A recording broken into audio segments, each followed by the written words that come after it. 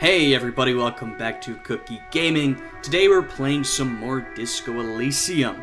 Now there's a couple things I want to accomplish today, namely finally getting into the harbor. But first of all, we found a ball last episode, and I'd like to try and give it to those two old guys whose game we ruined. You know, we threw their bull into the sea, so hopefully I can try and make amends here. Alright. Alright, here you go. We're still waiting for a replacement for the bull you sent sinking. Oh, we can also ask him about the old rifle we found. Well, let's try and give him the bull first. What is this? Are you mocking us? This isn't for pétanque. Oh. Now, no need to get angry again, Rene. I'm sure the officer tried his best. It's not like there's a bull kiosk here in Martinez. Yeah, I mean, I really did try. Trying is worth as much as is accomplished. In this case, almost nothing. Fine.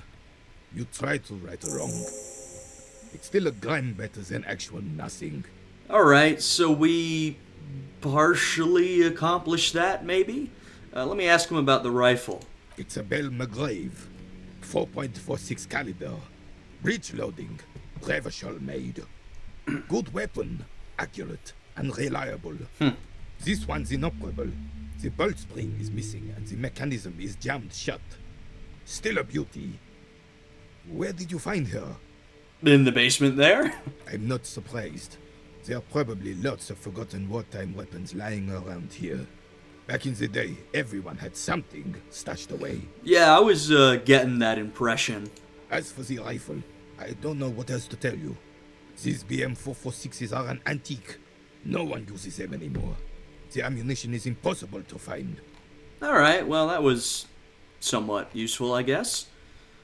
Oh, well, we got a +1 to our composure check. I'm not going to try it right now, but I would like to give it a shot at some point. Try and work out what's going on with this guy. Oh. There. Working class drunk. You know what this means, right? Case solved? Cracked it. All in a good day's work. So what did I crack exactly?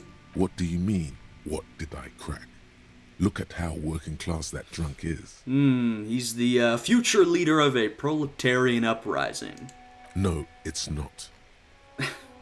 Is it the missing husband? Yes, and you found him. Oh no. Now go and tell the working class woman. Protect and serve, recruit. It's almost certainly not the missing husband. He's not missing. We harassed this working class woman a lot last episode, trying to force her to tell us about her supposedly missing husband, who doesn't seem to actually be missing. Look, I'm just making a fool out of myself here. Do marriages make any sense? Does honor? You're not a filthy philosopher. You're an officer of law. It's time to ace this case and not brood over your reputation.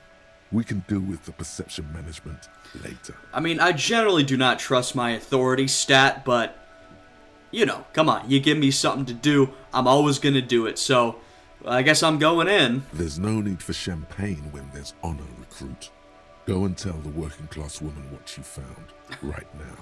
Okay, I don't feel good about this. I think we're just further harassing this woman, frankly, but I'll go and make an ass out of myself. Alright, let's see what she has to say. Ah, there she is.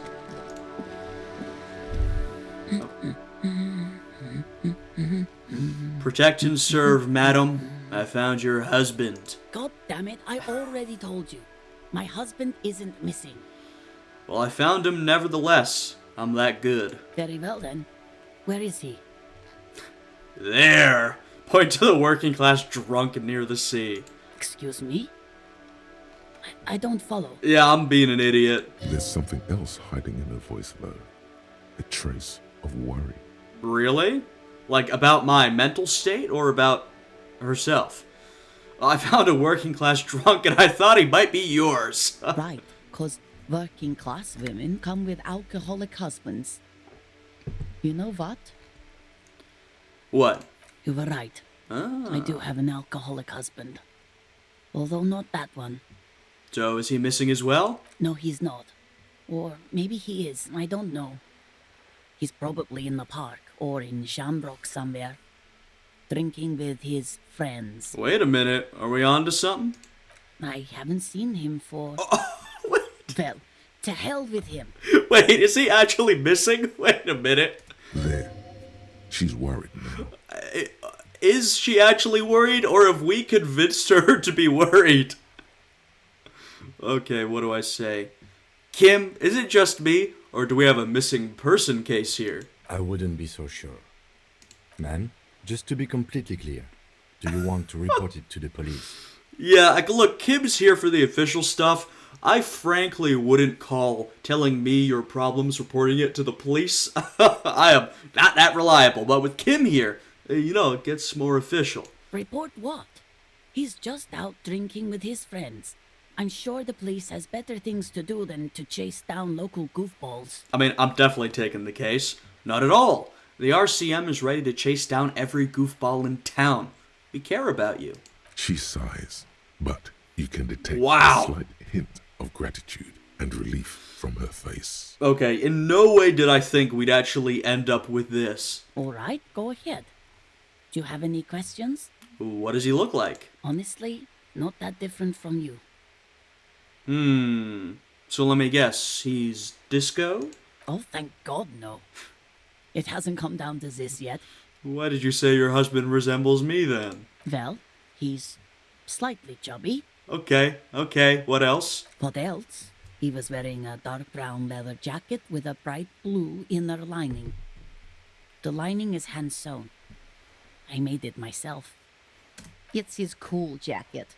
God knows it's too cold to run around in this, but he refuses to change. He sounds a lot like me. I even tried throwing it away once, but he just dug it out of the bin. Can you believe it? I mean, I can't judge someone for digging around in the trash. We are literally a hobo cop. Well, if the jacket's really that cool, then I can understand. Well, what can you do? I hope that at least that extra lining helps him keep warm at night. I wouldn't like him to catch cold. She's thinking about him out in the cold, in some park, or on the coast. And it's making her more and more worried. Uh-oh. When did you last see him? Yesterday morning, he went to the library. He went to retrieve my book, and he promised he'd walk straight back home. I mean, so this is probably just her husband went out, got drunk, slept in the park overnight, and now we're making her real concerned about it. But who knows? It could be a missing person type situation. Maybe there's something more serious at play. Because we talked about this. We talked about not wandering off again. I don't know what to do. I honestly don't know what to do with his addiction. Just makes me feel weak. Well, this has gotten pretty serious. I will say, even if it isn't a missing person case, going to help a down on his luck drunk make his way back home, maybe clean up his ways, that frankly sounds like the perfect quest for our main character here. That's essentially the same journey we're going on right now. Gone for around 36 hours then. Damn, this is a missing persons case. Yeah, I mean, it sounds like he's done this before, but, I mean, who knows? She turns away from you in an attempt to recover. Alright, I think I got it. So you are going to look for him? She genuinely wants you to now. Don't make her ask. Yeah, of course. I'll bring him back home to you. Thank you. Please do. Even though I'm sure he will return home by himself. I'm still sure of that. She tries to maintain a brave front, even though her eyes reveal the opposite. Yeah, I really can't believe, our whole conversation with her last time was just endlessly pestering her about if her husband was missing, and then her kids, and then a bunch of stupid stuff. She was very annoyed at us, and for good reason, but we've actually led to something real here. I'm sure he will too. When he does, would you let Precinct 57, Kim Kitsuragi, know? I will. Of course, officer. As I said, it's probably nothing. Alright. Well, we've picked up another quest. Find working class husband. Well, I guess we'll see what we can do. Another quest added to the collection. I'm not sure if we're going to be able to get through everything we have, but it's worth a try. Alright, now we're getting... I mean, that'll remain on the back burner, because I wouldn't even know where to look for him. Now I want to do the main thing I want to accomplish this episode, which is finally get into the harbor. You know, it's been quite a few episodes. We've tried it a couple times. We haven't managed to do so. Now seems like the right time to get it done. I also want to talk to Joyce again, but we've talked to her. We got to go to the Union now, right? So we're going to try and make this savoir-faire attempt to get my damn jacket as well. Alright, there it is. Let's make our way up. I've only got one healing item. I think the check will hurt us if we fail. I can't really remember. But, oh well, let's go for it. So, it was let me see the check again. A tarpaulin cloak with possible RCM. Yeah, savoir-faire. And my savoir-faire right now is literally 0. So we're going to improve that a bit. So we're going to take our pants off and take our shoes off. Yeah, we certainly look even stranger than usual. And I don't think we have any savoir-faire boosting items. No, we don't. All right. Let's go for it. Cloak with possible RCM markings. Why is she here? Caught on the railing. All right. Oh, man. I'm gonna have to use a skill point. Is this gonna hurt me? Nope. No. That's still too high. Yeah, alright. I did! Sure. Just be careful, okay? Looks like you almost strained a muscle there. Alright, well, maybe I should go and buy a healing item, but that'll take us too long. I'm gonna put a point into savoir-faire and give it another shot. Okay, let's see what our chance is now. Tarpaulin cloak with possible RCM markings. Pretty decent. Caught on the railing. Almost 50%. I'm not mad at that. Alright, let's do it. Yes! As you leap in the my. air, a chilly breeze engulfs you, sharpening your senses. Look at that leap! Close your eyes. Let your senses take in the world around you. Ankles tingling from nice. the tension, blood roaring in your ears. You are ready for your rendezvous with the concrete pavement. Frankly, I would have preferred one healing on my health. My morale is just fine. He's so on the money, Breton. God. Just imagine yourself dual-wielding a bottle and a flaming cigarette whilst airborne. I always forget our horrific necktie is here until he says, well, I guess it's us imagining him saying something, but whenever he pipes up, I am reminded. As the concrete floor welcomes you, you realize it's been a while since you felt so alive. Alert, capable. Must be the adrenaline. I knew you could do it. My climbing down might not have been as disco as your jump, but at least we can explore the harbor now. Why did I not just climb down? With your feet firmly planted on the concrete, the noise of the harbor rushes back in. Alright, well there we go. You know, I'm glad I got another point into savoir-faire as well. It feels like for our disco character that savoir-faire is a fairly important stat to have a lot of.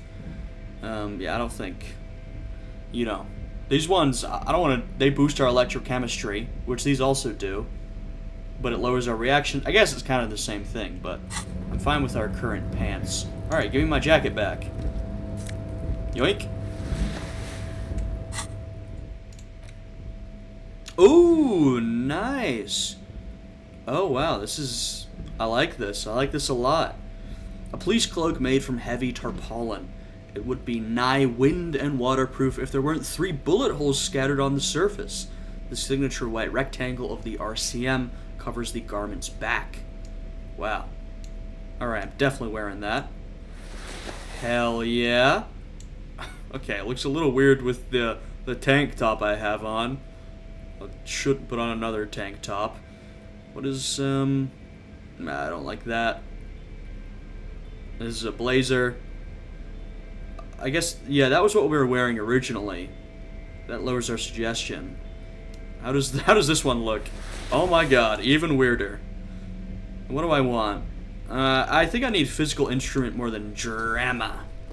So we'll stick with this. I'd maybe like to find another shirt at some point. But wow, we're a true cop now. And we got a boost to our shivers. I'm liking how the stats are shaping up, you know? Shivers, I believe our Hobocop thought has boosted our potential. So I like that. Shivers is the skill that gives us a lot of cool city information.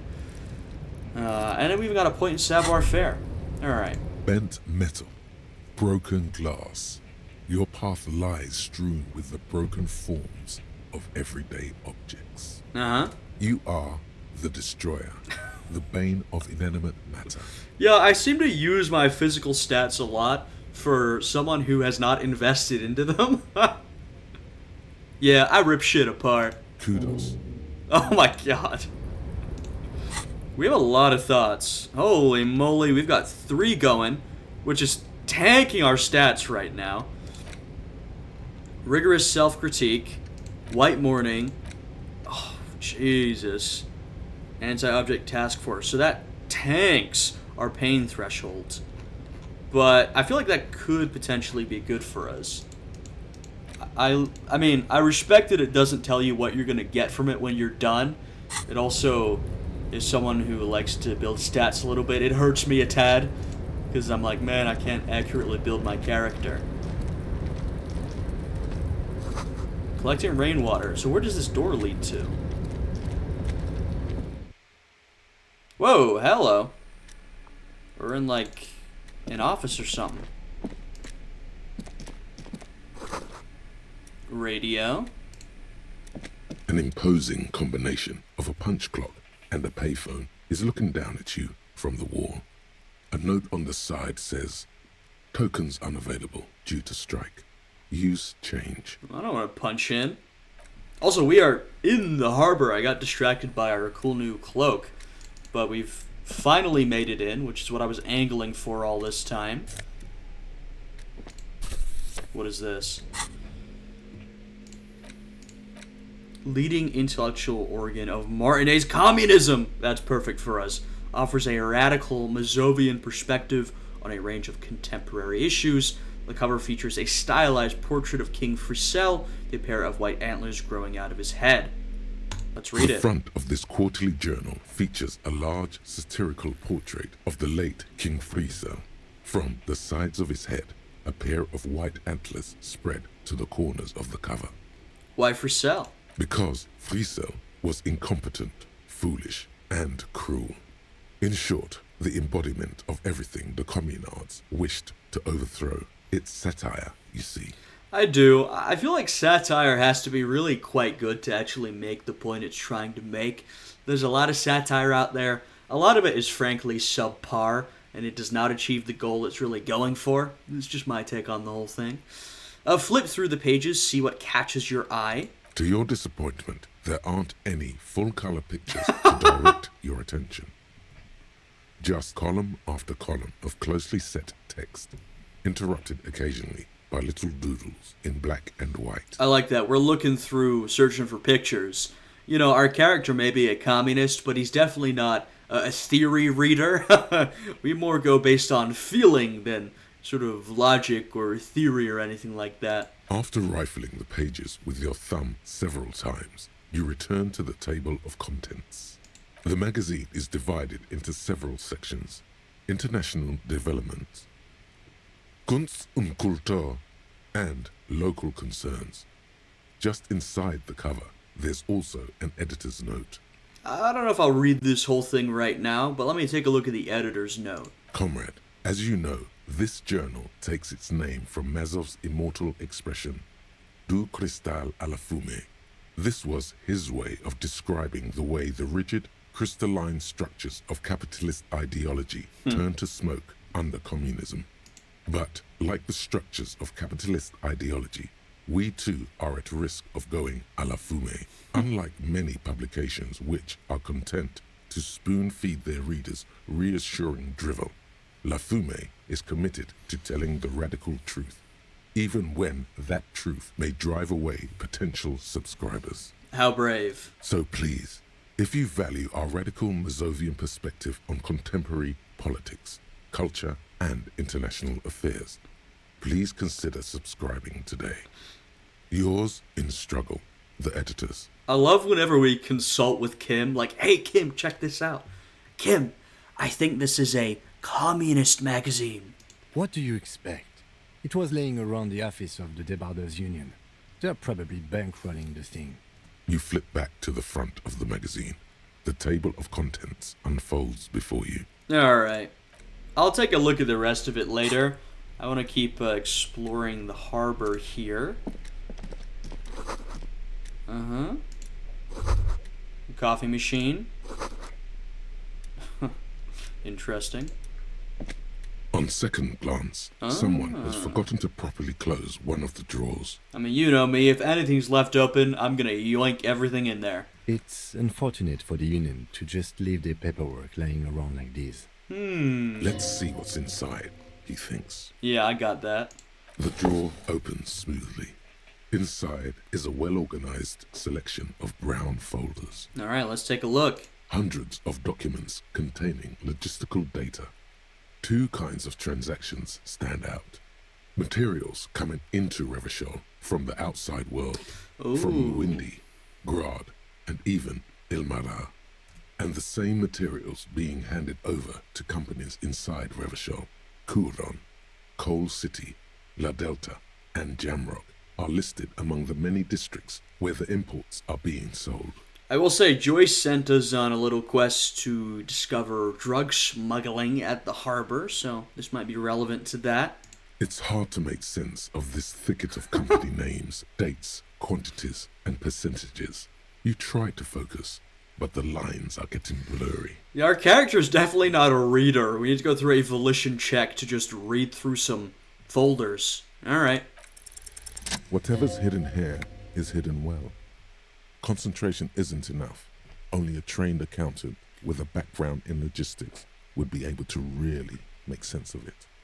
However, there is a little handwritten note stuck on the side of the drawer. Alright, let's take a look. It appears to be a to-do list written in large, uneven capital letters. Remember, Leo, Evrart's shoes, special whirling borscht, water Evrart's plants, sweep office floor, more banners. Okay. All items on the list have been crossed out, and the note itself is crumpled. Doesn't seem particularly useful for our search. Hey Kim, a to-do note with a list of errands for Evrart. Evrart Clare, probably. Yeah. The head of the Debarders Union. One of his aides must have left it. Nothing incriminating here. Yeah. The drawer slides shut smoothly. Alright. Let's take a look at everything else in here. Thank you.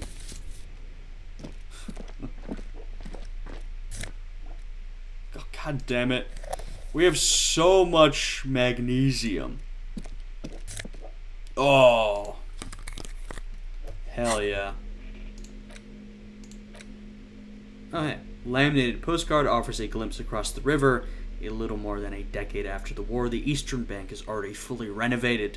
The hillsides are lush with gardens and residences. Someone's parked a small beige airship by the fountain. This postcard will sell for a pretty penny. Yeah, 34 cents. We got some glasses. +1 visual calculus. -1 drama. I mean, it's good if we ever need visual calculus. Stuffed away in the Dockworkers Union office, perfect for scribbling down paperwork when the sun tries to get in your eye. Good for staring down suspects too. Most of the items here, right, there's some sort of trade-off. So it's good if you need one particular check, right? You can switch out your gear.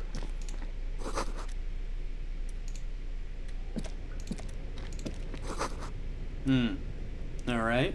Let me see what's through here. Oh, okay. Okay. So we gotta go back through this way first. Alright, let's see what we find. Oh my goodness.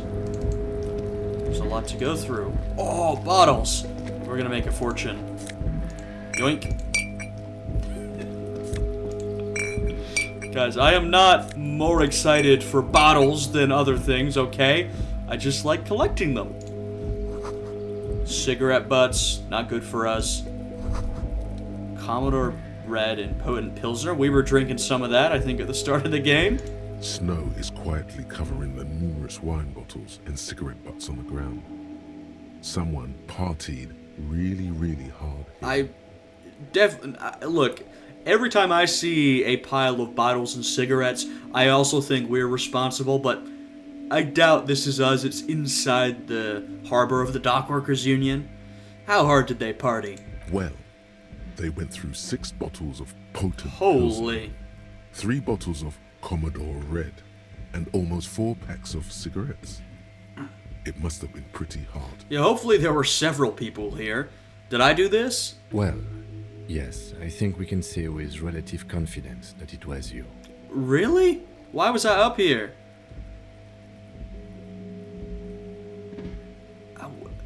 I mean, look, I get it, but, you know, I don't know how I managed to make it into the harbor then. Huh.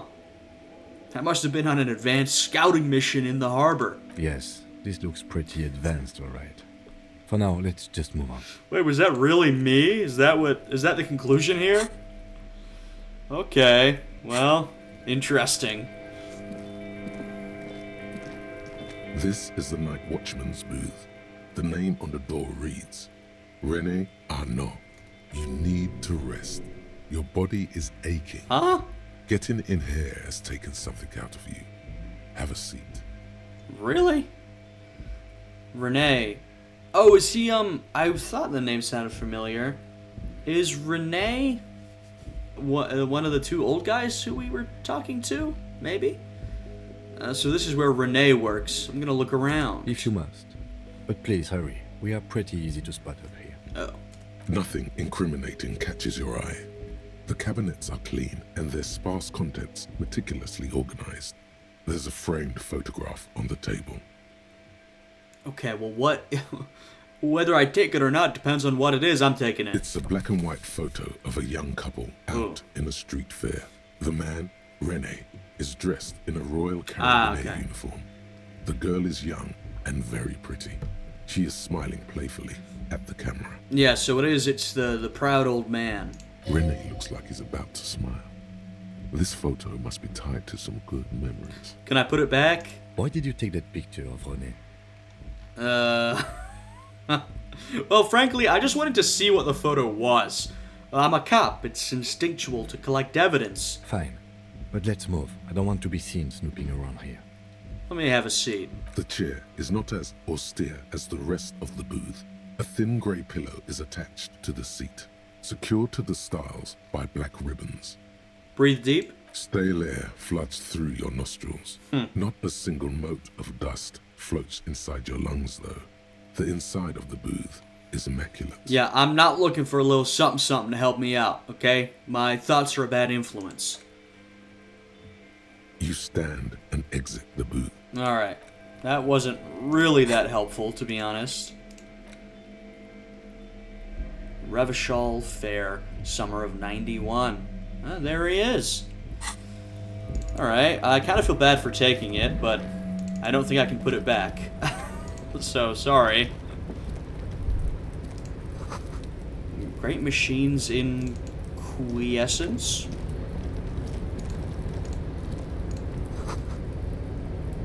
Yeah, I typically am pretty zoomed in, but in the harbor I just want to zoom out, right? There's so much going on.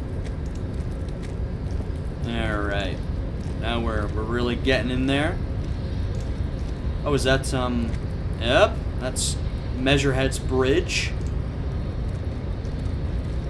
A rusting control panel with several knobs. Uh-oh. 2 buttons marked Marche and Arrête are faded with use. It seems to control the large crane above. A container is attached to its hook block. We're not gonna mess this up, are we? Red is stop, I think. March is, I don't know, go? Marsh. On. Right. Arrête. Off. Let's just give it a try. With a loud grind, Oh, the uh-oh. crane shifts over, Uh-oh. moving a massive metal container through the air. I feel like I shouldn't be doing this.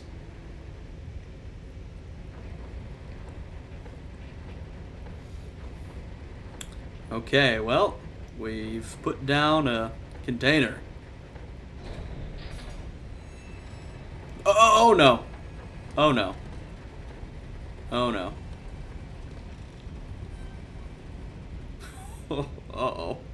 Oh no. And with a surprisingly quiet thunk, the crane places the container down. Yeah, it's not steady. This crane was built with a purpose, which has now been fulfilled.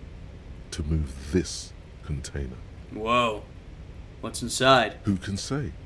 All you know is, it's special. Is it? I can't see how that was worth the wreckers, except for seeing the crane in action, which I admit was satisfying. Oh, that's funny. Well, I'm just gonna leave it for now. I mean, we have access to this, this container, which hopefully won't fall off.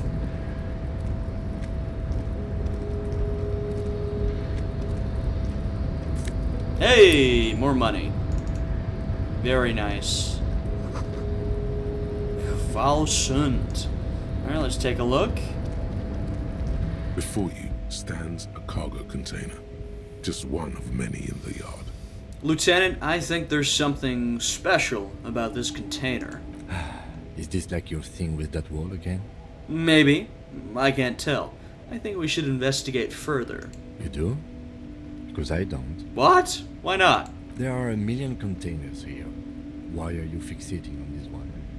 Well, maybe there's contraband in there. There may very well be, but we are not here to look for that. We kind of are. We are not here to interact with containers. We are here to get the body down from the tree. Okay, I understand that. Let me just knock on the door. No reply. Let me try and open the door. You attempt to turn the handle, to no avail. The doors seem to be mechanically locked. Well, that makes sense. To your left, the lieutenant considers your actions with some puzzlement. What is this check? Persuade the door to open. My rhetoric is 2. Can we get that up? Why is it so low? Because we've got a -1 from this. Do you have any rhetoric-based gear? Well, that doesn't help. No. Alright, well, maybe I'll try it when my Krasmazov thought is done. You know, who knows? Maybe I can persuade the door to open. I like that. Oddly quiet. Well, yeah, they're on strike. Hello.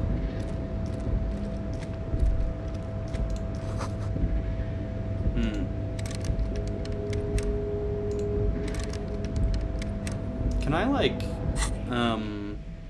I just want to test something out. If I equip, say, the chain cutters. Come on. I don't know if that will change anything. Ah! It will. Okay, I need to keep that in mind. I've definitely come across a couple of locked containers. Okay. +1 half-light versus +1 interfacing. What do I want more? I'm fine with interfacing right now, but that's a good find. Oh. I mean, I probably shouldn't be stealing from the Union as a communist myself, but, guys, I need the money. Thermos. Okay. Oh my goodness. I'm straight up wealthy. Oh, hello.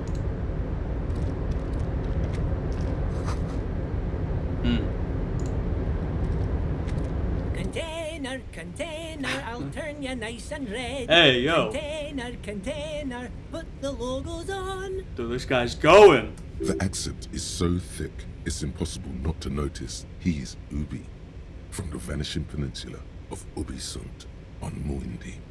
Container, container, used to be Wild Pines. Container, container, now belongs to Evrart. Wow. Hi. Evrart, Evrart, Evrart, he looks after everyone. Huh? Well, hey there. How can I help you, mister? Sounds a little bit Scottish, but not entirely. The look in his deep blue eyes is as sincere as you've ever seen. Kind of makes you feel like an arsehole for no apparent reason. Maybe because I am. I see you are not a union man, mister. Did you get lost? You're not one of them scabs, are you? Definitely a little Scottish. What is it with you people and scabs? I mean, I don't personally mind. Folks is just folks, you know, and folks gotta eat. Yeah? Just some of the other guys don't look too kindly on the scabbing kind, if you know what I mean, mister. You're Ubi, right? Oh, yes. Born and raised in Irish, mister. Mum had to leave my dad after he got a bit violent. Took us here to the new world. I was about 10 then. Too old to lose my accent then. I mean, there's a little backstory for those of y'all that don't know. I was born in Scotland, lived there for those first couple years of my life, till the age of 9. Alright? And I moved to the United States at that age. Parents brought me here. And as you can tell, I've entirely lost my accent, so it depends on the individual, right? I know people who moved around the same time as me, kept their accents the rest of their lives. I know people who lost them, like myself. So, it depends on the individual. People say us Ubis are up to all sorts of trouble with Hey, yo! animals and whatnot. I just want you to know there was never any of that where I come from. No, sir. Those are just nasty rumors. They are. This is a rumor you hear perpetuated about Wales, New Zealand, and Scotland. And I only speak for Scotland, you know what I mean? But it's not true. Alright? It's not true. Thank you for clarifying that, sir. So, what are you doing with the containers? Oh, I'm just making some covers for them containers here. Yes, I am. Yes, I am. So it's easier for the crane operators to spot them. Damn. I wish we could change gear mid-conversation, but I understand why we can't. So let me ask him, what's going on here? Everything is so pretty and red. You and Leo look like brothers as you glance around with similar childlike wonder. Wow, red is so much prettier than drab old green. Sure is, mister. Sure is. Really livens up the place. Yes, it does. Yes, it does. Certainly. I hate to break this bonding moment, but the red containers mean they are replacing the company livery with the union livery, which means this strike isn't gonna stop anytime soon. Okay, thank you for telling me that, Kim. Where is everyone? The harbor's empty. Oh, most of the guys are down at the gates, keeping the scabs from coming in. We're on a strike. The whole union is. I noticed. You don't have to work when you're on strike. Ha! We haven't worked for 2 months now. God, that is a really long strike. Like, really long. We've had a lot of labor action lately in the United States. We've got an Amazon strike, got a couple facilities on right now. I've talked about throughout this series a couple of real-world strikes, because a couple of them have happened as I've been filming these episodes. So no one is working? Not everyone is down there, of course. Mr. Evrart is in his office, where he always is. And Jean-Luc is guarding the gate. I will say, though, the whole idea of a strike, of course, is that you generally stop working, right, to pressure the company. But not every strike means a complete cessation of work. It can mean a cessation of certain kinds of work, right? Certain kinds of work that the company might find essential, maybe work that makes a lot of money, or it might be some strikes keep this sort of essential work going, and a lot of the other stuff they stop. You need to put pressure on the company that employs the workers, right? That's the goal of the union. But, you know, a strike it does involve stopping working. But there's sort of a couple ways of doing that. But Titus and his boys got into some drunken trouble and Evrart sent them on a nice vacation for a week or so. Yeah, I mean, I think I might know, but what trouble did Titus and his friends get into? Oh, I'm not really supposed to talk about that.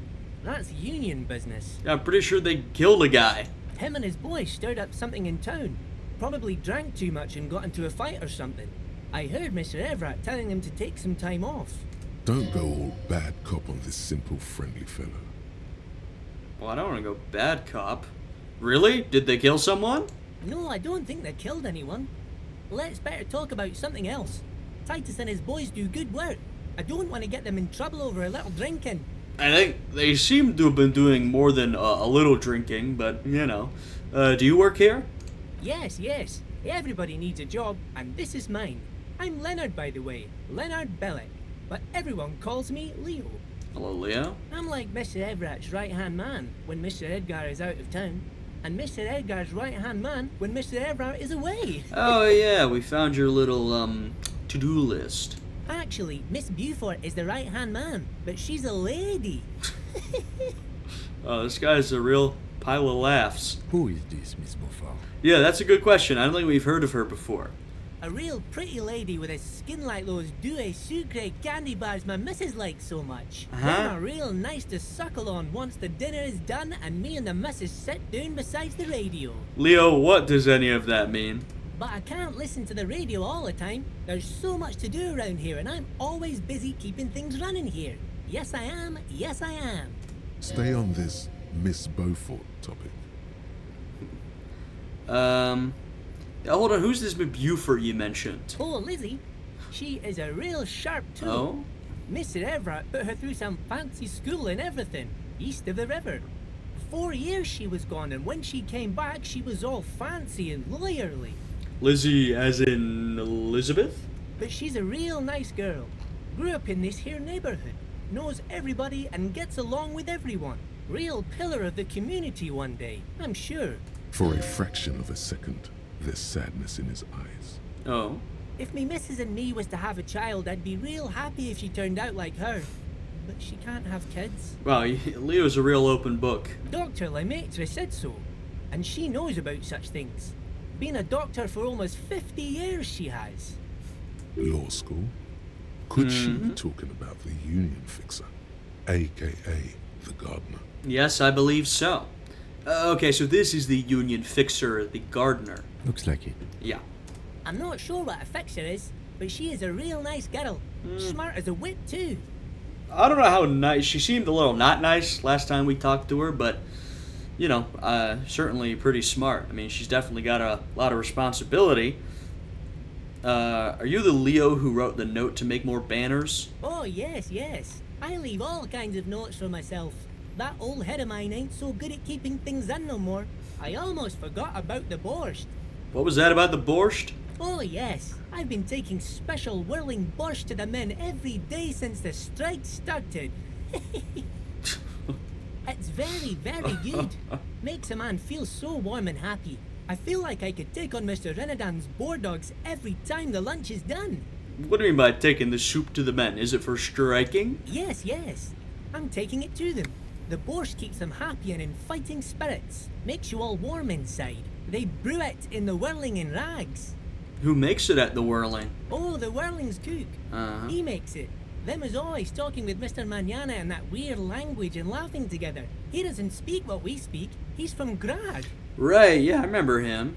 I don't think anything's up with the borscht, but I'm gonna look into it anyway. Oh, sure, mister. Sure. You do that. Yes, sir.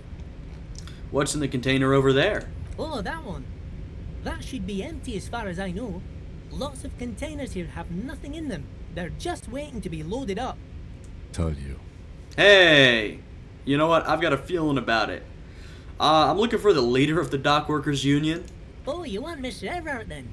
He's an awfully nice fellow, he is. Oh? Him and his brother are both nice fellows. They've lived their entire lives in this here neighborhood. Yeah, I mean, I've heard some contrary opinions, I'll put it that way. Leo, he's a nice neighborhood guy. You know, he likes, everyone he talks about is like, from the neighborhood. It's that classic sort of thing where you're like, oh, he's a good boy, he's from the neighborhood, you know? And you're like, okay. Guys like Mr. Evrart and Mr. Edgar, his brother, are real good guys. Made Martinez what it is today. Mr. Evrart and Mr. Edgar and I went to the same school we did when we were boys. Yeah, I mean, it seems like they might have made Martinez what it is today. I don't know if they're good or guys or not, frankly. You know, we've heard a lot about them, Evrart in particular, from Joyce. You know, I'm willing to get the other side of the story. Seems like they do run a relatively corrupt organization here, but, I guess we'll see what they're really up to. I will withhold judgment for the moment. Patience. Deep down, you have the mental power to keep listening. Not many would, but you do. Yeah, Leo, he seems like the kind of guy that will tell you everything if you just let him speak. Had an arithmetics teacher, Miss Bellows. Her real name was Miss Bellams. She was a real pretty lady, but when she got mad... All the boys liked her, if you know what I mean, mister. We used to sneak in her yard in the dark and peek through the window. One time we saw Miss Bellows with a fellow. Yes, we did, mister. He looks for signs of disbelief in your eyes. See, this is when... No, you fucking did it. Yes, we did, mister. Indeed we did. Him was a big fellow. Used to drive the Troika near houses, school and everything. Them was all naked too. Whoa. That's all I got to say about that. Very interesting. Thanks for telling me the whole thing. Thank you. Almost forgot. Mr. Evrart is in that container over there. I got distracted telling the story, but he's in there. You know, I was kind of hoping that listening to that whole thing he'd give me a little more information about Evrart and his background. That did not happen, but... Alright, well, thanks, Leo. I'm off. Bye-bye now. Bye-bye. Is this our thought? It is. Jamais vu. Jamais vu. Realization. Jamais vu. The opposite of déjà vu. Not already seen, but never seen. Everything that should be familiar appears strange and new, like some half-forgotten day in your childhood. Only now. That's the feeling you've been having. And for who knows how long. You should go and ask Joyce Messier about this. What world are we in? This is a fundamental question. I plan to do that. I was enjoying our conversation with Joyce, so I'd like to go back and talk to her some more. Kim told us to wrap it up, so I did, but I'm going back. Oh, okay. That's pretty good, actually. Plus 1 XP for every orb clicked. And then all intellect learning caps raised by 1. That's good. A lot of our thoughts seem to give us increased caps. So I'm hoping we get a lot more skill points, because look at that. We have, you know, our skills. There's a lot we can invest in. And I'm kind of looking, you know, I've done a lot of thoughts. I'm looking to put some skill points into our skills. And also our cold, what was it called? Cold to Mamadakwa is almost done as well. Oh my goodness. I just pick up every quest I possibly could. I don't know if that's a good idea, but as you guys might be able to tell, when I'm playing RPGs, I like to find everything, loot everything, do everything, right? I don't know if I can accomplish that in this game, but I kind of want to. So I think Evrart should be through here.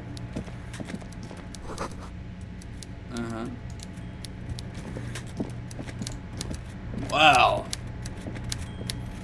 I mean, he's a big guy. I'll say that much. Alright. Before you is a walrus of a man seated behind a large desk.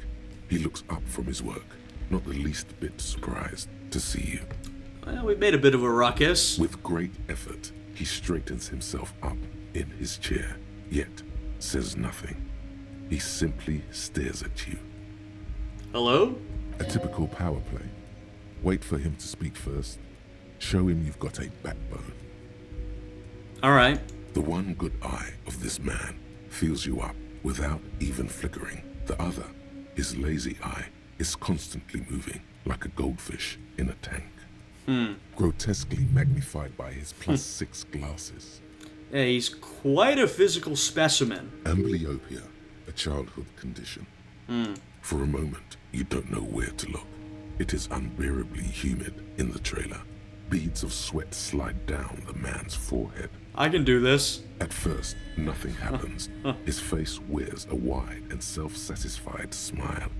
Every now and then, he smacks his big lips. Like a general over his maps, he plots his moves. Judging by the way he's licking his chops, it's going to be a good one. Okay. So... He begins to speak, albeit very slowly. purposefully leaving a pause after his opener. Mr. Dubois, Mr. Kitsuragi. Oh. How nice that you found a moment to pay a visit to the Debardairs Union. I'm Evrart Clare, head of this little operation here. Now, we have discovered our name, but I think this is the first time someone's referred to us by our name. Please, have a seat. He gestures to a tiny folding chair opposite his giant desk. Talk about a power play. The folding chair looks like a torture device. Extremely uncomfortable. You go ahead, detective. Oh, why can't you sit in the chair? Whatever he has in store for you, it can't be good, he thinks. I'll do my best. Forget about that. What's with this Dubois stuff? You're getting some seriously bad vibes from that name. Why are you calling me Mr. Dubois? Please, Mr. Dubois, let us converse in a civilized manner, as equals. Take a seat. I insist. Yeah, all right. It's nothing. Yes, that's probably right. It's nothing. Forget about it.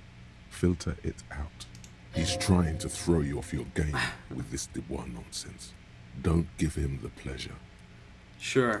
Excellent, Mr. Dubois. I can see that you are a reasonable man, and reasonable men can be of great use to one another.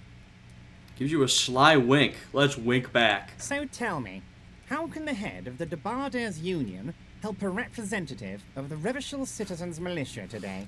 Maybe the body? Oh. What happened? You feel something in your chest. What? An unnatural pressure. It's spreading to your left arm. Your jaw. Guessing this is bad? Very, very bad. Schreider, what happened? End bad. What is happening? All you feel is pain and weakness. What? You have to surrender now. We all do. It gets so dark. You don't even see her face. Like you always thought you would.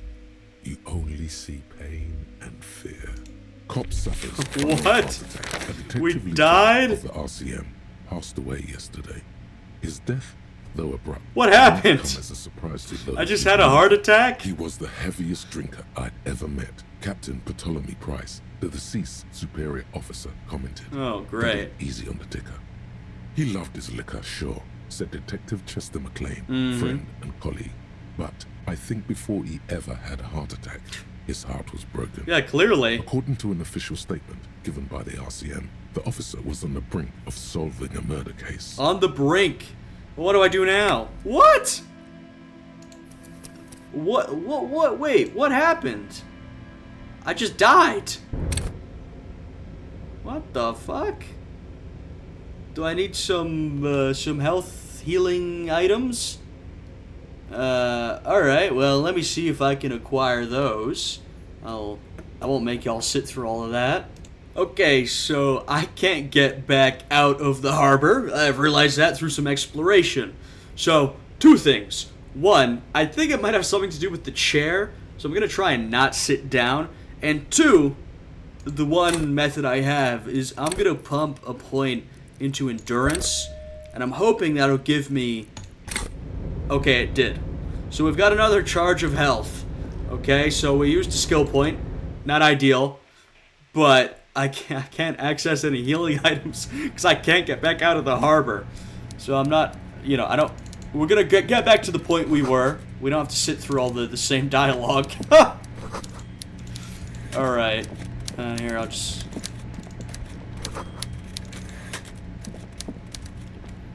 There we go. Let me do a quick save right here in case I die again.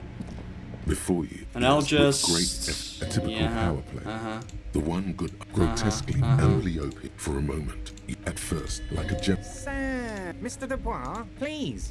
The folding... You go ahead. Whatever. Forget about it. Okay. What's with this? I'd rather stand. Please, Mr. Dubois. Let us converse in a civilized manner, as equals. Take a seat. I insist. Okay, really wants us to sit. He's trying to throw you off your game with this Dubois nonsense. Don't give him the pleasure. I don't sit. It's kind of my thing. Very well, Mr. Dubois. I respect a man with strong convictions. Okay. I, too, have convictions. One of which is that I will not engage with any man who won't face me at eye level. Oh, yeah? Should you find yourself more amenable in the future, I'd gladly resume our conversation. Really? But until then, I'm afraid I must ask you to leave. Damn, that's a nasty play. He's got you. A titan of volition. Wow. Fork. Guess you just have to sit or leave. Okay, this is a little not great, because I'm gonna take a. I think the damage came from the chair. I'm hoping I'll be fine, but first of all, if I take another point of damage, I'm gonna die. Second of all, does that make it really easy to soft lock yourself? I'm sure I should have got more healing items, but I'm fucking broke. I didn't want to spend any money, so I came in here with no healing, 1 health. I guess I should have been more careful, but I feel I came very close to soft locking myself, and perhaps may still have soft locked myself if I can't make it through this encounter. Alright. Excellent, Mr. Dubois. Alright, I can see. yeah. So tell me, how can the head of the Debarders Union help a representative of the Revachol Citizens Militia today? The chair you're It is the chair. It's got to be the most uncomfortable Damn. chair in the world. It's violating your backside. Okay, we're back to 1 health. Let's hope we don't take any more damage, because apparently we'll die. Oh, by the way, I heard you got a rather rude reception from a certain Lawrence Gart. Some people have no manners, it pains me to say. This should take care of that nonsense. Novelty check. It should be sufficient to cover your expenses for a few days and patch over your differences with a cafeteria manager. Go ahead, take it. Hey, that's 25 real. That's good money. Think of all the stuff you could. I mean, I want the money, but I'm kind of pissed at this guy, first of all, so I might not take it out of spite. Also, if you'd given it to me yesterday, I almost certainly would have accepted, right? Because we needed the money, but I know I just said I was broke, I can't buy any health items, but we've got about 24 real. That's about as much as he's offering. I'm feeling a little more financially secure. You know Gart? Yes, I know Lawrence. He's a real character. No union man in him. A real piece of work, that boy is. That's true. With a grin, he points to the checker game. It's like you're on a game show. At least don't thank him for it. Man, fuck you. Keep it. Okay. I respect a man with principles. I don't want your money. No handouts, then. I don't want it. Now, I'd like to set your mind at ease about one other matter. Your lost gun. Uh-oh. Let me assure you, Union people are on it as we speak. Are they? I've got my best hounds looking for that lost gun. I'd kind of rather they didn't. His slug-like lips move, but all you hear Oh, is no. an echo. Lost gun, lost gun, lost gun. Yeah, it's not great. The world No. is swallowed by a black hole of fear. Only 2 words escape its gravitational pull. Lost and gun. Look, I can take so much morale damage. I just can't take any physical damage. Yeah, the first thing I'm gonna do is buy some... I forget what it is for health. Whatever we need for health, I'm gonna get some more. How do you know about my lost gun? I know everything, Harry. Right now, I know that you're worried. Don't be worried. Everything's going to be all right. Okay, he is pulling a real power play on us, right? He wanted us to talk first. He makes us sit in this chair that literally hurts us. He's now mocking us about our lost gun. He's parading the fact that he knows our name. Yeah, Evrart, I said earlier I'd withhold my opinion. You're really living up to the description Joyce gave of you. You're a real piece of work, I have to say. It's not like you left it loaded. You didn't lose a loaded gun. Local children aren't out there playing with it right now, pointing it into their own mouths. It's in a safe place. I just know it. I have a feeling everything's going to be all right. Kim? Officer, we will deal with this later. Oh, we don't no. need Mr. Clare's help with this. I wouldn't be so sure about that. Fuck. Dude, these checks are killing me. God, you're sweating. Your knee is jerking. You're about to cry, aren't you?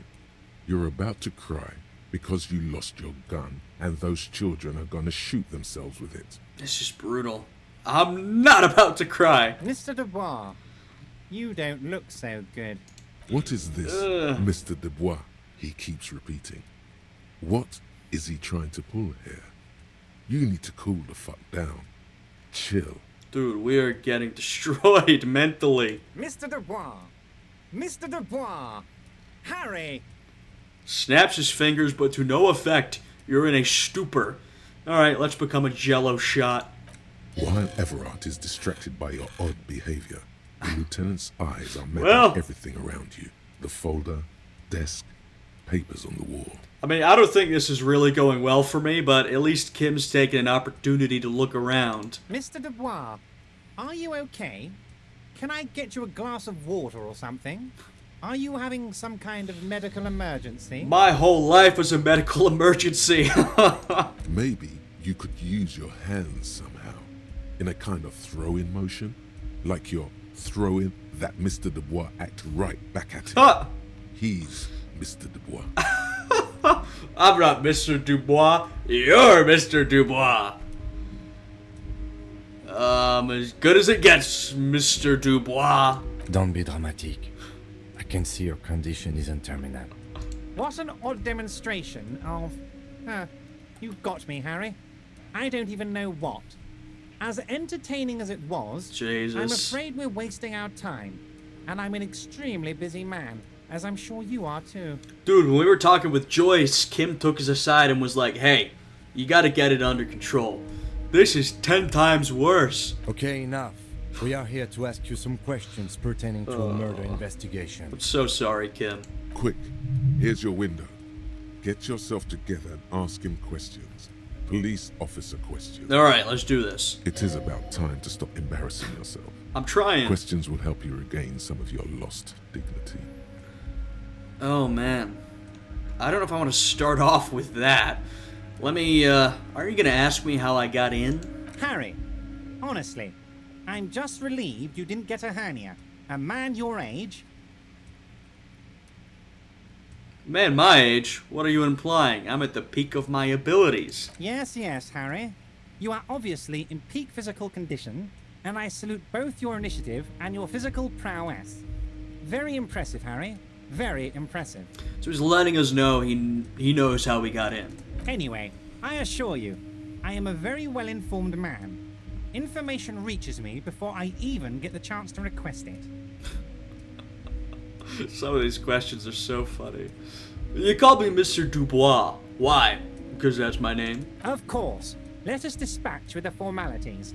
You call me Evrart, I call you Harry. I wonder, I was saying he's using our name against us. I wonder if he knows, he's gotta know that we've been wandering around town blackout drunk, and probably even knows that we're an amnesiac. Seems to know everything else. That's what the hanged corpse called you. Harry. Yeah, I think we've learned at this point that our name is Harry Dubois from a couple different sources. So that's really my name. My God, so it's true. Oh. I didn't want to believe it, but you are a fantastic science fiction There you go. amnesiac cop, aren't you? What are the odds of that? Fantastic science fiction amnesiac cop. I like that. I think the odds of that are very low. My memory's fine. I'm just testing you. So good to hear that, Harry. Apparently my sources were wrong. However, if you did have a spot of memory trouble, I could help you out. With my big fat folder. What is this? Are you trying to tell me you've gotten hold of some of our documents? Mr. Kitsuragi, would you mind? Me and Harry are talking about his lost identity right now. See, Evrart is focused right on the weak link, which is me. Also apparently has a bunch of info about me. Which, I mean, I want to see. Asking too many questions will make you look weak. You should maybe focus on the folder. Don't just jump to the folder. That's not smart. What? Shows you're on the edge. Do some probing first. I'm getting conflicting opinions. Okay, that's not bad. I don't know which is true. Where'd you get the folder? Ah, this? My friends in your organization gave it to me, Harry. I find that very suspicious. May I have a look? I'm afraid this is meant for Union eyes only, Mr. Kitsuragi. I'm sure you understand. Please continue, Harry. Ooh.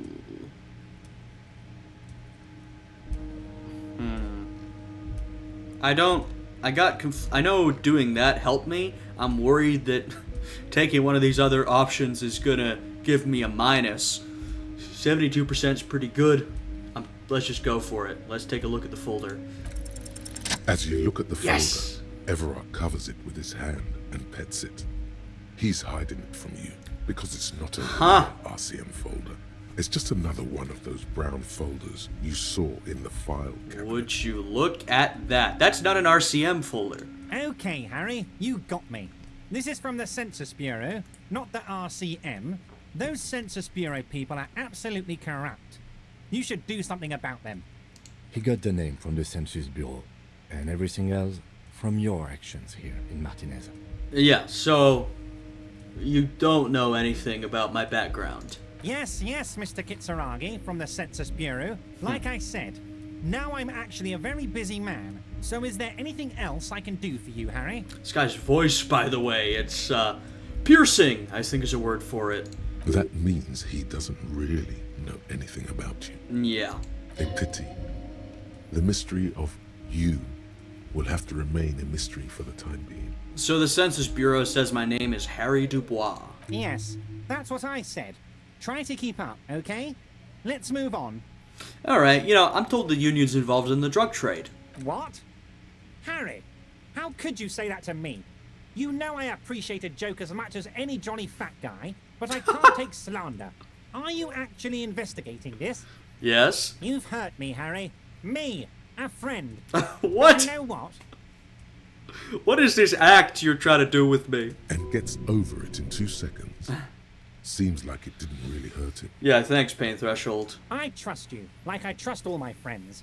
And I know you'll never talk to me about this again, because you don't want to wound me.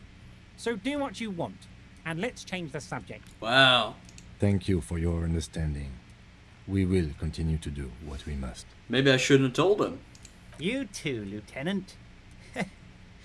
You know, I like you, But you never were my favorite. I'm a Harry guy. I'm Team Harry. What the hell? Well, you know what? I'm Team Kim, okay? So how about that? None taken. Did we have anything else to do here, Harry? No. Well, he's got our name now. I guess Kim didn't know. I did, but... I don't want to... Yeah, let's leave that. Let's talk about the hanging. Oh, of course. That's your main thing here. That's why you're in Martinez. I know everything that goes on around here, and I would love to discuss it with you. I feel like I'm walking through a minefield with this guy. I mean, it's no secret that the lynching is connected to the strike. So much to talk about. Honestly, it's been weighing on me so heavily. I understand you need to interview me. I do sense there's a but I'll just let him say it. But there's a thing that's been keeping me up at night. I want to talk about the hanging. I mean, if we could just calmly talk, exchange information, we could blow this thing wide open. I think... Okay. I'm pretty sure it's your guys that did it. Yes, that sounds good. Let's do that. But I can't think straight with this thing weighing on me. You're police officers, aren't you? I have a crazy idea. You guys are basically door-opening machines. Incredibly talented at opening doors. I've opened a few doors in my life. And I'm sure you're going to open this one with flying colors, Harry. This really is very simple, and there's nothing shady about it. The stars aligned into a cosmic frown here. He has your fate decided. Bide your time, however, and let the stars continue their course, and that frown shall turn into a smile. What? Only if you play along. Okay. I'm sure there's going to be something shady about this. Okay. Why don't you open it yourself? Harry, I'm a very busy man, and more importantly, I don't have that extraordinary physique you do. You look like you could run around all day. True. You want to send someone a message that the police are working for you. Yeah. I'm pretty sure that Evrart's union guys could get through whatever door he's talking about, but Definitely sends a different message if we do it. I repeat, I'm a very, very busy man, Mr. Kitsuragi, and therefore I must occasionally enlist outside help. So what will it be, Harry? Whose door is it? Oh, no one's. It's just a weasel. A weasel lives there. Nothing for you to worry about. What do you mean by that? A loud blabbering weasel. When weasels feel no one is watching, they start acting foolishly. Just go there, unlock the door, and leave it open. It's been such a burden on me, Harry. I just want this to be over so I can discuss business with you. I bet you don't know anything about the hanging. Harry, my dear friend, I am what people call a local bigwig. I know everything that goes on in Martinez. Okay, what should I do here? Let me think about it. I mean, we agreed to work with Joyce to get her to tell us information. I'm feeling like we need info. We do need to talk about the murder. I won't necessarily do this thing, but I think it's probably worth accepting. So, I'll accept it for now. Fantastic, my friend. Just let me know when it's done and we can take our friendship to the next level. You can get the key from Manana. He's down by the gates. Manana's like a free agent in the Union. Special operations. Hardened socialist. A real free thinker, too. He'll tell you precisely where the door is. One last thing, Harry. Just open the door. You don't need to go in or anything. I just want that weasel to come home and see the unlocked door. Okay, could you help me get a dead body down from a tree? You might have noticed there's one hanging on a tree behind the hostel cafeteria. This one we really need help with. Oh my. Don't take this question personally, but why would I get involved in this matter? A couple of reasons. Mr. Clare, the man was hanged with a cargo belt. A steel-reinforced cargo belt. It's safe to assume the Union had something to do with the murder. Besides, getting the body down would benefit all of us. It's a stain on the neighborhood. Yeah, also I studied the footprints at the crime scene. Those are worker boots. I can certainly see how having him up there might start affecting some real estate values. But of course, all joking aside, I am going to help you. Okay. Jean-Luc, my boy, I'm sending 2 police officers down. They have a dead body in a tree problem they need help with. Namely, they need it to be taken down. Yeah. And Jean, please take it easy with the race signs. That's a yes to getting the body down, no to the race signs. You can find Jean-Luc down at the gates. Yeah, I know. He's the big, impressive one. You know, tattoos, muscles, ethnic looking. Can't miss him. Great guy. Great guy? Great guy, huh? That's not the vibe I was getting. You had to tell him no to the race signs.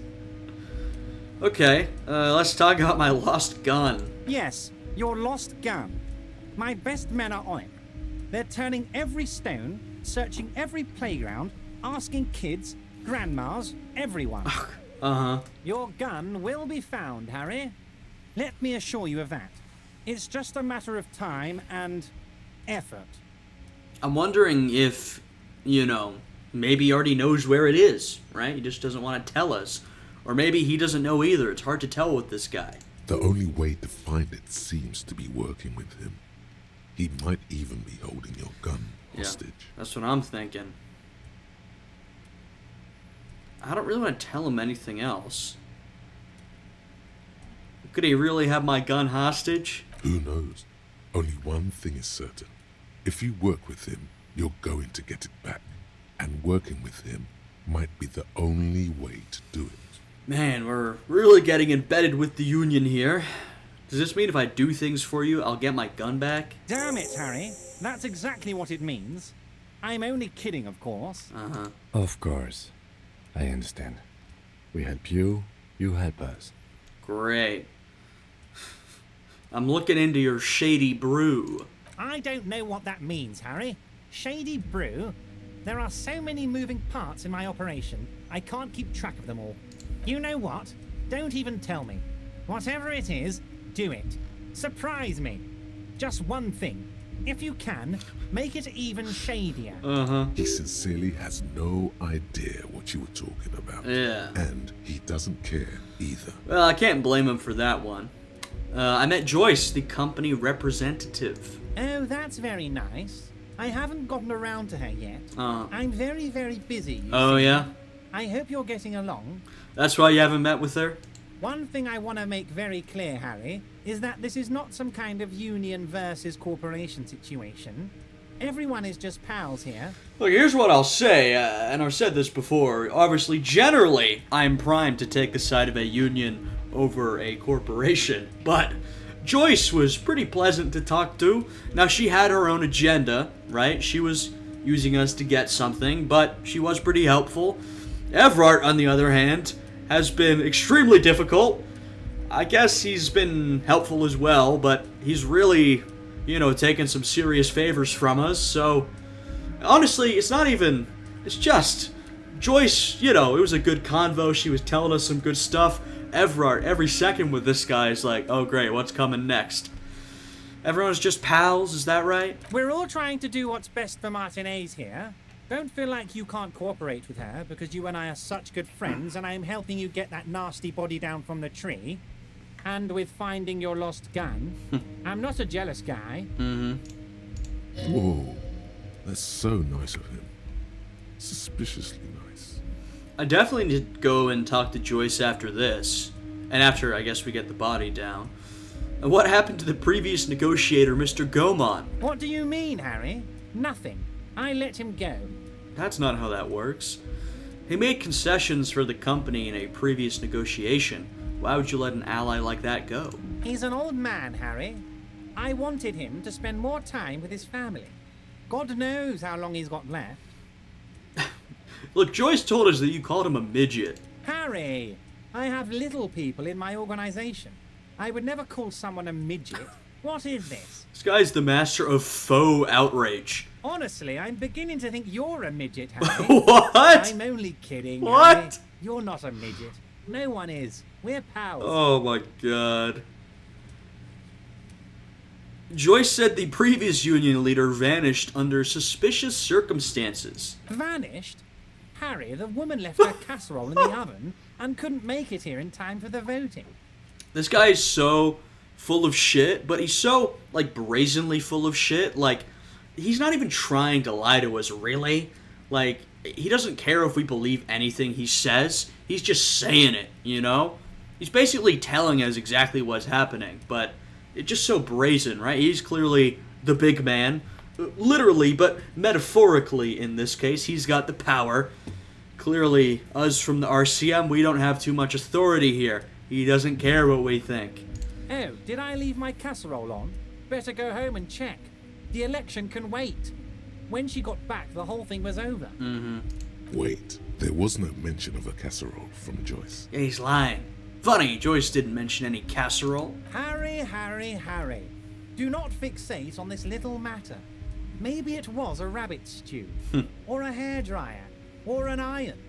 The point is, her heart wasn't in it. Mm-hmm. Mine was. Mm-hmm. That much is true. His heart truly is in it.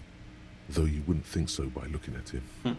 If it's spilled blood you're looking for, then there certainly isn't any in his expression or demeanor now. Well, I don't know if he spilled any blood in that case, but all it takes is some targeted threats. Are you sure? I find it a little odd. I'm just a nice guy, Harry. I wouldn't be where I am now if I wasn't nice. Politics is all about emotions, and I want you to have positive emotions when you think of me. Evrart, Joyce seems that the union is lowballing her. Yes, yes. Low-balling, of course. This isn't a casino, Harry. Real people, real livelihoods are at stake here. But everything's a casino for those rich types. His expression makes it clear. This is childish and irresponsible behavior. Okay, this is the big question. Why haven't you let Joyce in to see you? If she actually wants to see me, she will find a way. Any good negotiator would. And I just don't have anything to discuss with a bad negotiator. Uh-huh. He doesn't want to see her. Yeah. It's as simple as that. Yeah, sounds like it. Alright. Of course, Harry. Let me just assure you one more time. It's perfectly okay to share anything we discuss here with this Joyce. This is a completely transparent organization. I have no interest in what she is doing, but I myself have nothing to hide. Your business is your business, and I respect your privacy. Just remember, none of this is secret. Tell her about all of it. My brother's picture, my singing swordfish clock. Tell her how overweight I am and how I'm helping you find your lost gun. Tell her about everything. Evrart doesn't mind. Yeah, I don't think that's because you've got nothing to hide. It's because you're extremely brazen with your corruption and your position. Alright, last question. What's in the container outside your office? My dear Harry, there are literally millions of containers in this harbor.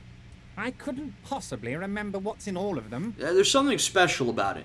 It was attached to the Kvalsund crane. Harry, you smooth-talking son of a bitch. Time is a precious resource, and I don't have enough of it to count containers with you. Smooth talking. Maybe that's the way to go about opening the container. You should at least try convincing it. Okay. Well, I'm gonna leave now. Wait. You need this to get in and out through the gate. Great. Well, wouldn't want to get stuck in here. Here. You're one of us now. A real red and white union man. Take care, Harry. Oh, my goodness. Okay. Well, that was something. We also got one of our thoughts, so we can go right into that. Call the Mama Dakwa. And we'll talk about Evrart a little bit. It's not only your eardrums that register sound anymore. Whoa. Your very skin has become an organ of hearing. Looking for a whisper, light and low. A god who's very, very silent. Nothing escapes you. A cockroach in the other room. A candy wrapper falling on dry grass. A drunk falling from a chair in a bar 20 meters away. In fact, you haven't heard the call du Mama Dakwa, but you have discovered that you have amazing hearing. Oh, okay. It must be the only part of you the alcohol hasn't drowned out. Keep listening. I love the name, the Col de Mamadakwa. Oh, whoa, holy. I'm not so mad about that. That's a massive bonus to perception. Like, massive. And you know what? Our encyclopedia was pretty high. It's been brought down a point. That was sort of our signature skill. But our perception, holy moly, it's gone up to 5. I think that's a pretty good trade, actually. I'm not mad at that at all. Alright. And I think we've got a couple... what's boosting our hat? Our hat's boosting encyclopedia. I think we've got other encyclopedia. Maybe not. Oh, we got conceptualization. Ooh, I can have a +2 to conceptual. Okay. Just... I remember that wall we faced. Okay. Okay. Let's exit here first. I want to see if Kim has anything to say. Because I'm not really sure that went great. Though hopefully we'll get the body down. Yes? What do you want to know? Oh. Oh, yeah, I forgot about this. Well, I guess nothing about Evrart in particular, but now that we've inspected the scene, I want to know about this pissing competition you mentioned. What's there to say? It's just stupidity. What kind of stupidity? The cop kind. Our precincts can't decide if Martinez is part of Jamrock or the industrial harbor. Yours or mine, as if we somehow own parts of the city. Typical street gang mentality. So we've let the Union make a mockery of law enforcement here. And now it's come to its natural conclusion. Ah, so this is a struggle over who runs Martinez. Well, sort of. It's less a matter of who gets to Police Martinez than who has to. It's an orphan district, in other words. Oh, okay, so we're not really fighting over the territory. We're fighting to push the territory to the other precinct. I think the dispatch desk just told both our stations about the hanging. There was quite the brouhaha at the 57th, I can tell you that. Time to settle it, they said. Cop off. But I assure you, I am not their finest or toughest. I don't believe that. 102 cases solved. What I am is least interested in a pissing competition. Kim, you are definitely the finest, as far as I'm concerned. So, he volunteered to represent the 57th, but not out of competitiveness. On the contrary. I wonder what that says about me, that I was sent by my station. Finest. Apocalyptic Omen. Don't be scared, Kim, but I think I might have supernatural abilities. He opens one hand and looks at it. A moment passes. Which school do you subscribe to? Mambo or Jambo? Which one is it where you hear your Thai talk to you? Mental illness. Oh, because I have that. So, the 41st Precinct sent you because you are the most mentally ill out of all the officers at your station? It's not that bad. I'm sure we have officers way more mentally ill than me. Then why did they send you? Oh. Maybe an apocalyptic omen? No. Better not to relay it. I agree. Too dark. Was there anything else you wanted to ask about the competition? If not, we should move. What's so special about Martinez? Martinez? Nothing. It's just a puddle at the end of some drain pipe. No one cares about this place. They care about sports. Most of our colleagues don't even know how to get here. North of the interchange doesn't exist. So you volunteered to spoil the cop-off? Yes. I'm an unrepentant spoil sport. Alright. Yes, it's a wholly pointless matter. Forget I ever mentioned it. He's actually glad it's addressed now. Oh. Oh, interesting. Very interesting. Oh. Roy mentioned suicide. I have no idea why that would give us a bonus to this. Let me try and boost my logic.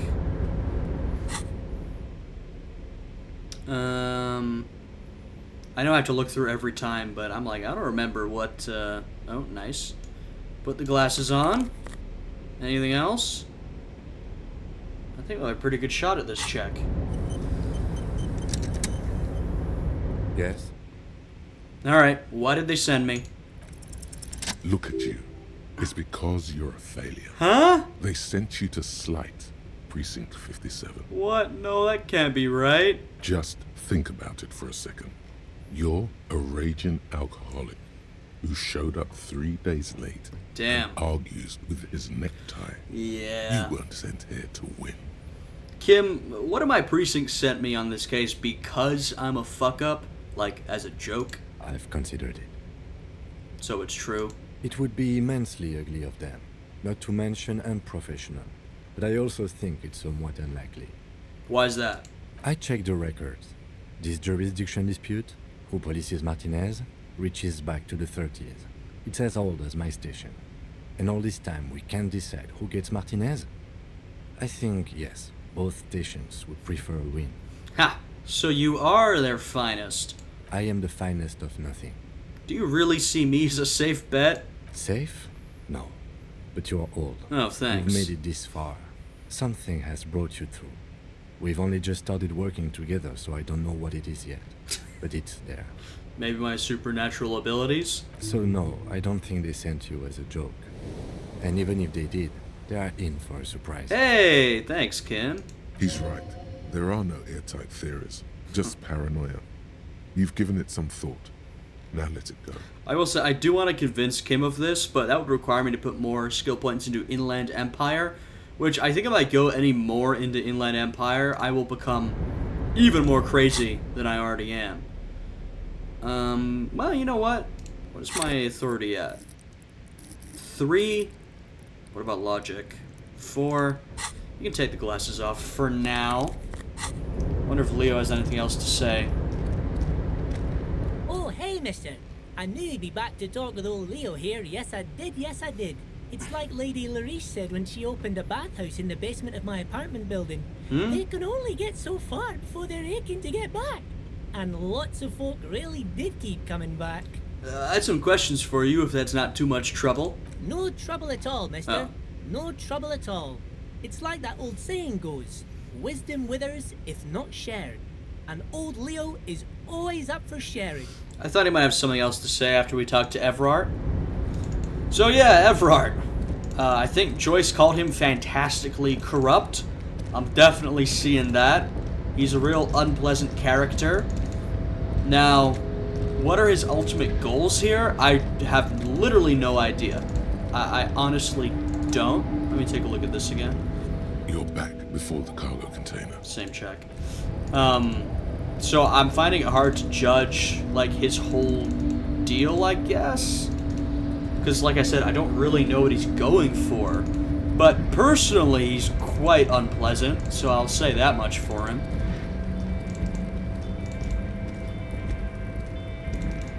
Alright, I think we have to go through here.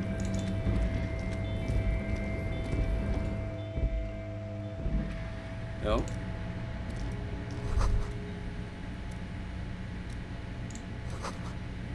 Someone's habitually chilling next to the radio. Well, that's nice, I guess. Alright. Hey, back out here. Let's go talk to Measurehead. We're, teamed up. Your race descent has only worsened since I last saw you. You have really let yourself go. I was already let go, you know, so... Evrart told you to help us get the body down from the tree. So it was. You surmounted the harbor wall in a display of athletic prowess to reach my superior. That's right. Then had him give me an order. I salute your cunning, and I will remove the body from the tree with my bare hands. With your bare hands? Okay, we do want the body, like, in one piece, by the way. You're so noble, Measurehead. But while I am gone, someone must stand guard on the bridge. That someone needs to be you. Really? Both of you. You can't get another Union guy to do it? That would mean you're openly showing people that you're taking the Union's side. Dude, Evrart has frankly got us. I mean, everything he's doing is making us side with the Union, or at least appear to be taking their side, if we want them to help us, and this is no different. That means showing everyone that we're taking orders from the Union. Yes. That is precisely what it means, homunculus. This is not going to happen any other way. Damn. I will say, I actually quite like all of this, which is, throughout the game, we've heard about, you know, the lack of legitimacy we have here, you know, cops from the RCM, the lack of authority we have. I'll tell you, I've been really feeling it this episode more than ever, and that makes sense because we're in Union territory, right? I mean, we felt that before, but going into the harbor, into Union territory, frankly, every step, I've been feeling, man, we are totally under their control, right? We have to work with them to get what we want, which makes a lot of sense with the world building that's been developed. I guess I'll ask Kim, Lieutenant, what if we don't want to do that? This is the uncomfortable result of not taking it on ourselves. I can live with a compromise. I basically agree. I don't think we're getting it down ourselves. We need the body down. I think this is the only way we've found to do it, and sometimes to achieve your goals, you gotta compromise. Listen to your little friend. Hey. He is wise in his childlike way. Hey. His mysterious race may yet prove fierce competition to my heroic group. Alright, well, go and take down the body. Babe, see that they stay here the whole time. God damn it.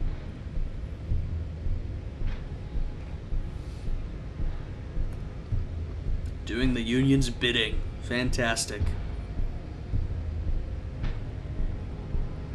The woman's gaze follows Measurehead as he leaves. So, you guys are like cops or something?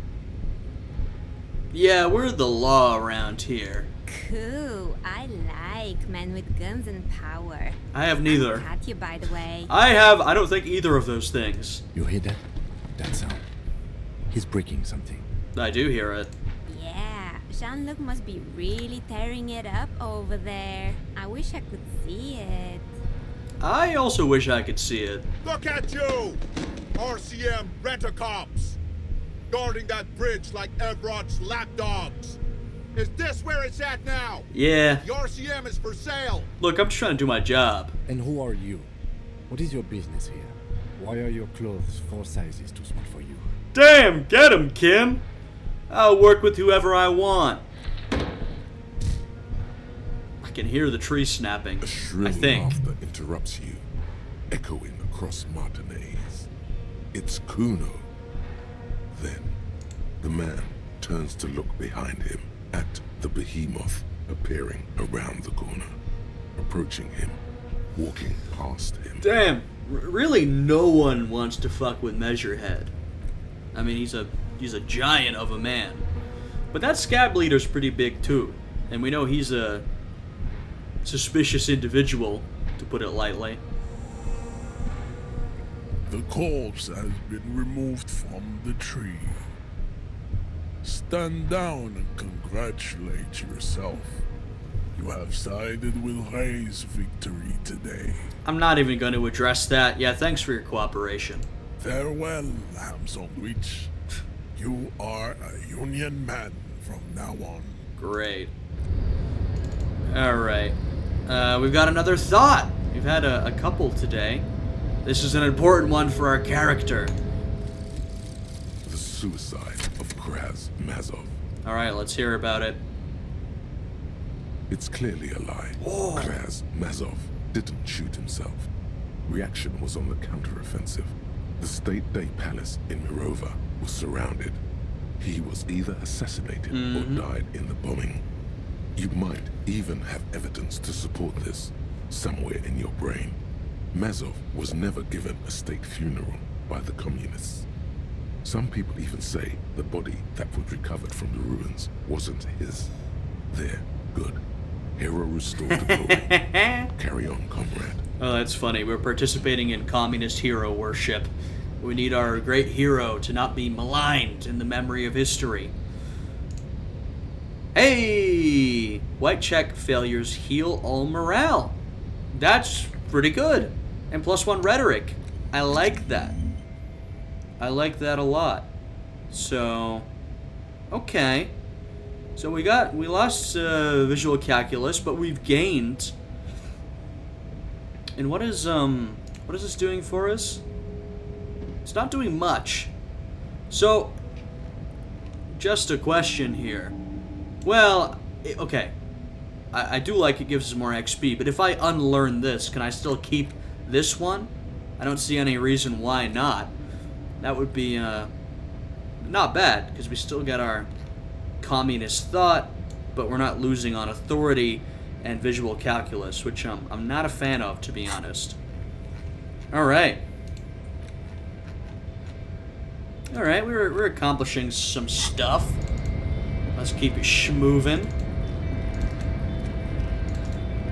So I am going to... Oh, we gotta talk to... Oh, hello. 3 T's. Oh, for... Frit. Let's talk to Call Me Mañana. Mañana. So, how'd you like our harbor?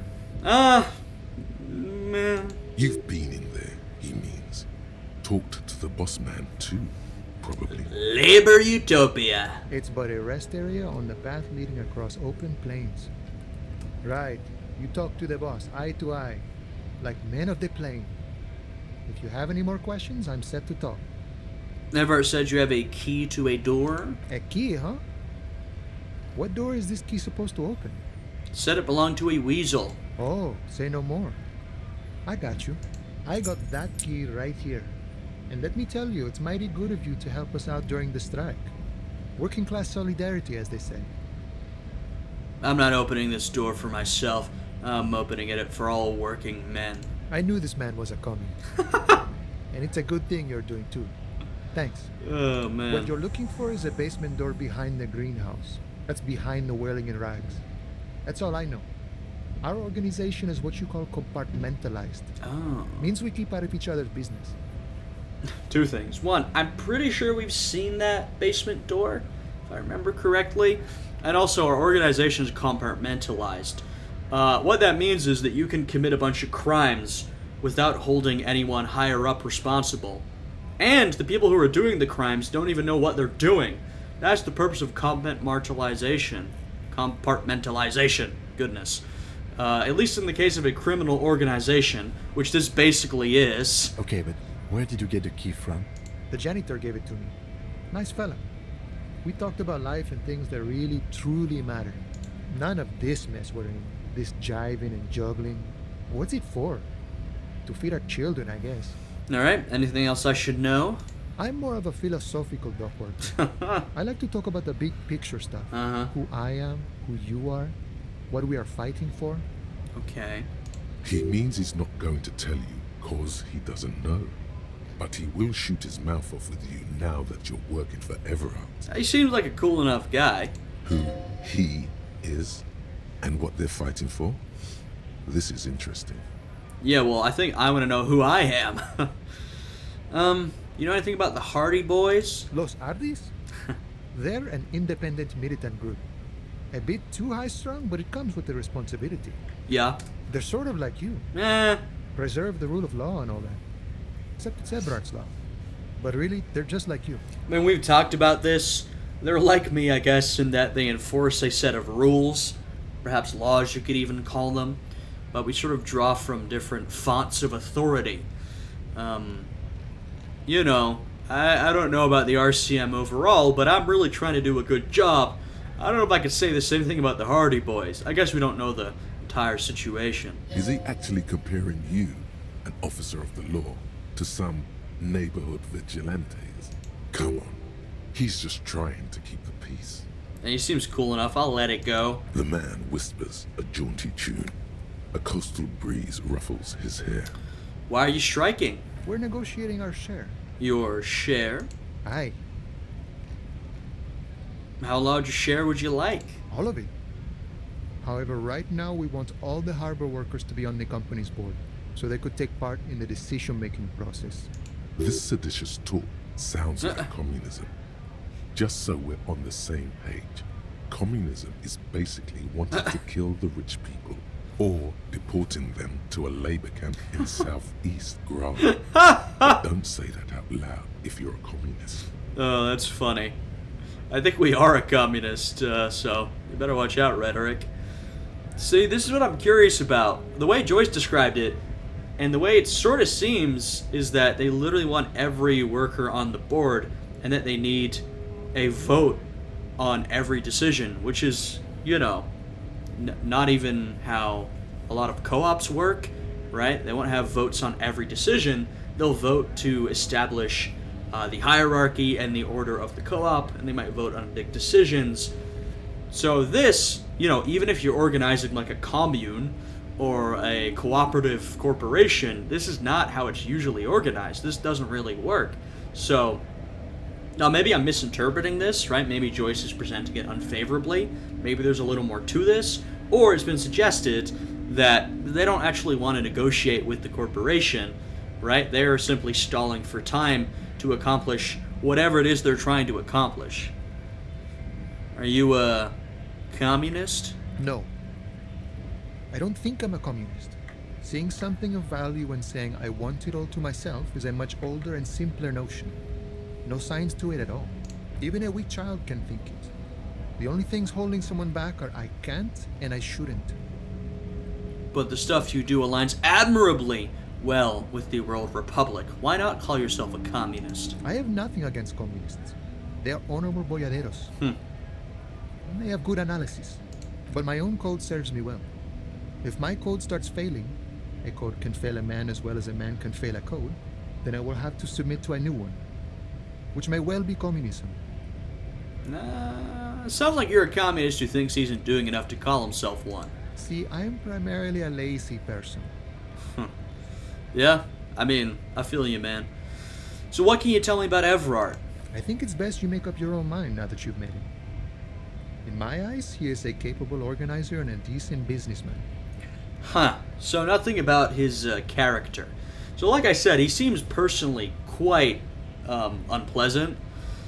And he seems also, like Joy said, fantastically corrupt. Now, I don't know what his end goal is, right? So, he could be... We have instances of this in real life, where you have someone whose ultimate goals may be good, or something worth fighting for. They individually are extremely corrupt and unpleasant, and they use that to achieve their goal. Now, I don't really like the personal corruption. I'd rather strike that out. But sometimes you have people who are real nasty, who are actually working for good things. Now, it's hard to imagine that with Evrart, but I don't know the whole story. I guess we'll have to see what's really going down here. So what does bossing the Union entail anyway? I guess you kind of get to be the village chief. He oversees the harbor, makes deals with the owners or other relevant parties, watches out for his own. By that, you mean corruption? By heavens, why would he not be corrupt? We live in a harsh and disordered world, see? And in this world, the old man is corrupt for our benefit, and we know it. Appreciate it even. He is, personally, not too lavish. Yeah, and I guess you could have that perspective as well, which is we live in a harsh world. Yeah, he's corrupt, but he's corrupt for us. I mean, it didn't really seem lavish. I don't know if either of these, but I don't think it seemed very lavish. Okay, he's reasonably lavish, sure. Huh, That's okay. his prerogative. It's not like you want a saintly demeanor on a corrupt motherfucker. That would be a manipulative illusion. Okay, so he's a little lavish. Besides, there are no non-corrupt systems in the world anyway. And moralism is the most corrupt of them all. That's definitely a way of looking at it. Not you would like to say. But then there's that weasel dog. Yeah, we're corrupt too. This man has political theory, and it has not failed him today. Yeah, call me mañana. He's not necessarily drawing on any particular ideology aside from his own, but he's definitely got his own view of the world, and it serves him well. You seem to have spent a lot of time thinking about the political situation. Sure, I've had the necessary free time. Fortunately, there's always time. The look in his brown eyes conjures up an understanding. For him, having command of his time is the most important thing. It all comes together now. The way he speaks about scabs, his general attitude. He's a follower of a 500-year-old Franco-Nigerian Boyadero code, itself an appropriation of Vespertine cool, that of a noble peasant or a traveling herdsman. True to yourself, independent in your actions, loyal to your friends. Yeah, I'm getting that sort of vibe as well. He references back to sort of these ancient truths of humanity, calling Evrart the chief. You know, he's definitely giving me sort of gaucho vibes, cowboy vibes a little bit, in a sort of different setting, of course. No. But... No. Oh. The man sits on the railing. I'm not cool his enough. Hands reaching far and wide. Yet it feels as if he could, effortlessly, go even wider, if need be. An endless torrent of time. Any idea who killed the hanged man? The mercenary, eh? Who could have killed him? That's indeed the question. Why even do such a thing? I mean, the merc was hanged with a very specific type of cargo belt, one often used in heavy transport areas, for example, harbors. What a thought. Why would noble workers resort to such a thing? Unless they were pushed, of course. Pushed how? Your dead guy was an enemy combatant. And what does that mean? He was an agent of the opposition, attempting to undermine our honorable efforts. Did you kill him? I ain't the murdering type, but that's just me. Large organizations like our union have all sorts of men, with all sorts of skills. Yeah, like the Hardy Boys. I mean, what we've heard so far is that he was making a ruckus at the Whirling in Rags, and then he potentially assaulted a woman there, though there was a lot of vagueness. They didn't want to clarify after they mentioned it, and then they killed him. That was sort of the story, but like I said, it was pretty vague. They were sort of giving us conflicting ideas, and seemed to be something missing. So, you know, that's what we have. Understood. This has been of limited use. Still, thank you. Like I said this before, I think, Kim, he's a very polite kind of guy, but he's also extremely upfront. You know, he doesn't sugarcoat anything. I like that about him. No problem. I wish the best to you in your search.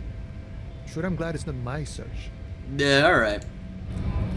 Alright, well. He seems like a nice enough guy. Last thing I'm gonna do today is head into Frit.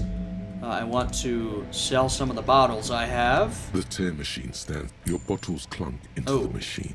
Not as much as I thought. And then buy some healing items. I'm not gonna get caught out like that again. A small cabinet on the wall is filled with various medicine bottles, nasal sprays, and blister packs. Okay, here. I hope Saint Baptiste makes you feel better or something. Give me another. Okay, here. I hope Saint Baptiste makes you feel better or something. Give me another. Okay, here. Alright. I hope... I'll stick with that. I need to have enough money to pay for my room tonight, so I don't want to spend too much right here. Alright, let's make it over. I'm gonna leave y'all in a bit of suspense. And myself. Hey, to be fair. I understand the body's just been taken down, but we're gonna save that for the next episode. We've got a relatively long one today. So next time, we're gonna go, I guess, get a closer analysis of the body. I want to talk to Joyce. We have tasks to complete for Evrart if we decide to. You know, we've got a lot of stuff to do. So, you know, far more to explore, far more to do next time. Thank you guys for watching these videos. I appreciate it. Feel free to leave a like, subscribe if you're enjoying the series. Now, I hope you guys are all having a good day today, and I'll see you all again next time. Goodbye.